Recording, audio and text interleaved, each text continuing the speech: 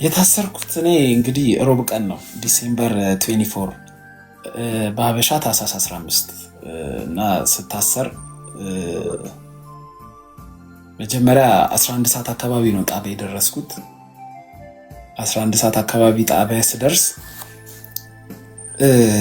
ያመጡኝ ሰዎች ተከታትለው ያመጡኝ ሰዎች ሌሎች ናቸው። ከዛን እዛ ደግሞ ሌላ የሚመረምረኝ ሰው ሌላ ነውና አይ ቲንክ ጥፋት አላገኘብኝም መሰለኝ መርምሮ መጀመሪያ አይ ዶንት ቲንክ ብቻ ምን ሆነ የዛን ቀን አይደለም ቃሌን የሰጠሁት የዛን ቀን ቃል አልሰጠም እና እስከ 2 ሰዓት ውጪ ነበርኩኝ ምርመራ ላይ ነበርኩኝ። ልክ 2 ሰዓት ላይ እኔ በህይወቴ ታስሬ አላውቅም፣ አጋጥሞኝ አያውቅም። ህግን የጣሰ ነገር ማድረግ አላውቅም። የመጀመሪያ ነው እስሬና ልክ መጨረሻ ላይ በቃ ይግባ ተብሎ ይሄ ቀበቶ ጫማ ክር ምናምን ታስቀምጪበት እቃሽ ምናምን ታስቀምጪበት ላይ ልክ ሳስቀምጥ መፍራት ጀመርኩኝ። ግን መፈራው ምን እንደሆነ ታውቂያለሽ? እኔ አሁን የተያዝኩበት ኬዝ መጥፎ ይሆናል ብዬ አይደለም፣ መጥፎ እንደማይሆን አውቀዋለሁ ስልሽ በተጠረጠርኩበት ኬዝ ተጠያቂ እንደማልሆን አውቀዋለሁ፣ ጥፋተኛ እንደማልሆን ማለት ነው።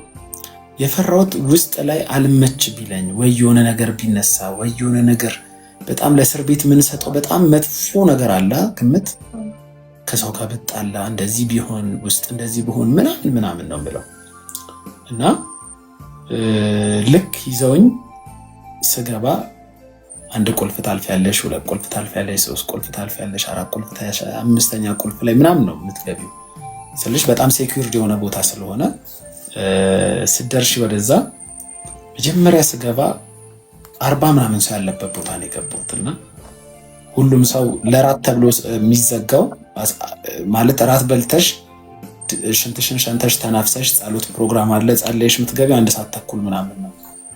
ሁሉም ሰው ከገባ በኋላ ነው ይዞኝ የገባው ነው የመጨረሻ ገቢ ነኝ ማለት ነው።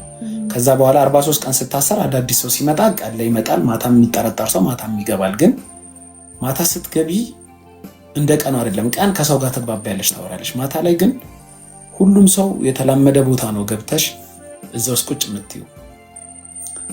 ልክ ስገባ የመጀመሪያ ድንጋጤ ልቤ መምታት ጀመረ እና የጠበቅኩት በጣም ትልልቅ ግድንግድ ሰዎች በቃ ፊዚካላቸው ግድንግድ የሆነ ምናምን ሰዎች የሻማ ምናምን አምጣ የሚሉ ነው መሰለኝ። ፊልም ላይ የምታየው ማለት ነው። አዎ የሻማ አምጣ ምናምን የሚሉ ነው መሰለኝ። ልክ ግን ስገባ አይ ቲንክ ስሙን ባረሳው ኢብሮ ይሁን ምናምን የሚባል ልጅ ነው፣ የተክለ ሃይማኖት ልጅ ነው። እዛ ካሉ ክብሮ ምናምን የሚባሉ ልጆች አሉ፣ ትንንሽ ልጆች ናቸው። እንዲህ መሆን ምናምን አሉ። ሁሉም አወቁኝ። መሆን መጣ ምናምን ተባለ። እንደ አጋጣሚ ደግሞ አሁን ስሙን ረሳሁት፣ ዮናስ ነው መሰለኝ ስሙ።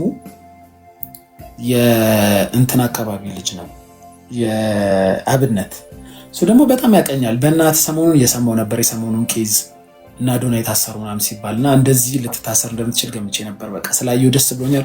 ከኔ ጋር ትሆናለህ አለና እዛ ቦታ ላይ ሚኪ የሚባል በጣም የኮልፌ ልጅ በጣም ገራሚ ልጅ ከሱ ጋር አንድ ላይ ሆነን አብረን እዛው ተጫወትን። ስንጫወት ከዛን ዳዊትና አቤል የሚባሉ ልጆች አሉ፣ በጣም ጥሩ ልጆች ናቸው። እነሱ ደግሞ አልጋቸውን ለቀቁልኝ፣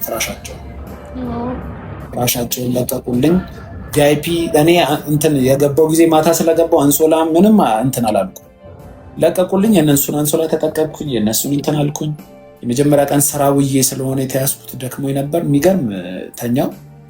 ከሰዎች ጋር መተኛት አለ ማይችል ሰው ነበርኩ በተፈጥሮ ፈራለሁ። አሁንም ቤቴ አልጋዬ ባዶ ነው ምናምን፣ ከሰው ጋር ረጅም ሰዓት ማሳለፍ አልችልም።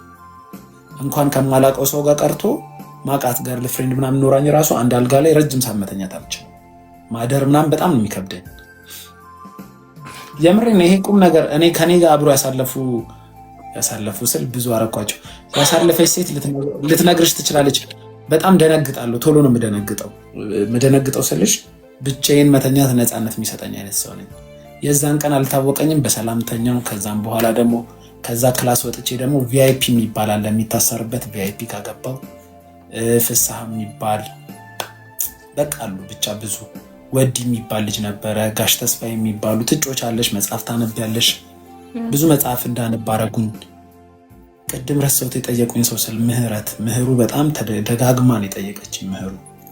ምህረት በጣም መጽሐፍ ታመጣልኝ ነበር፣ አነብ ነበረ።